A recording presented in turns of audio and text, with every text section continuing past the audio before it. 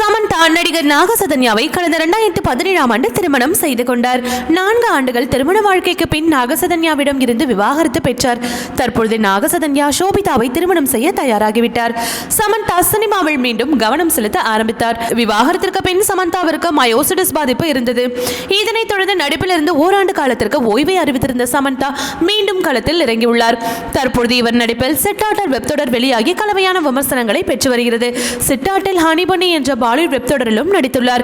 இது கடந்த 7ஆம் தேதி அமேசான் பிரைம் OTT தளத்தில் வெளியானது. வருண் தவான் முக்கிய கதாபாத்திரத்தில் நடிக்க சமந்தாவின் மகளாக காஷ்வி மஜ்முந்தர் நடித்திருந்தார். இவர்தான் பிற்காலத்தில் வளர்ந்து வருவார். இந்த தொடர்ச்சி கதை ஏற்கனவே பிரியங்கா சோப்ரா நடித்திருந்தார். இப்படி இருக்க சமீபத்திய நேர்காணல் ஒன்றில் சமந்தா வெளிப்படையாக பேசியது ரசிகர்களை அதிக கவனத்தில் ஈர்த்துள்ளது.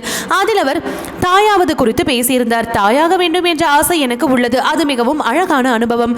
நான் அதற்காக காத்திருக்கிறேன். மக்கள் என் வயதை பற்றி கவலைப்படுகிறார்கள். ஆனால் அதற்கு இன்னும் தாமதமாகவில்லை. தாயாக முடியாத காலம் என்பது நமது வாழ்வில் இல்லை என்று நினைக்கிறேன் என்று கூறியிருந்தார். இதனைத் தொடர்ந்து இவர் பிற்காலத்தில் குழந்தைகளை தத்தெடுத்து வளர்ப்பாரா அல்லது 2வது திருமணம் செய்து கொண்டு பெற்றெடுப்பாரா என்ற கேள்வியை ரசிகர்கள் முன்வைக்க ஆரம்பித்து விட்டனர். ஓகே வியூவர்ஸ், இது போல சினிமா செய்திகளை நீங்கள் பார்க்க மறக்காம சினி டைம்ஸ் சேனலை சப்ஸ்கிரைப் பண்ணுங்க.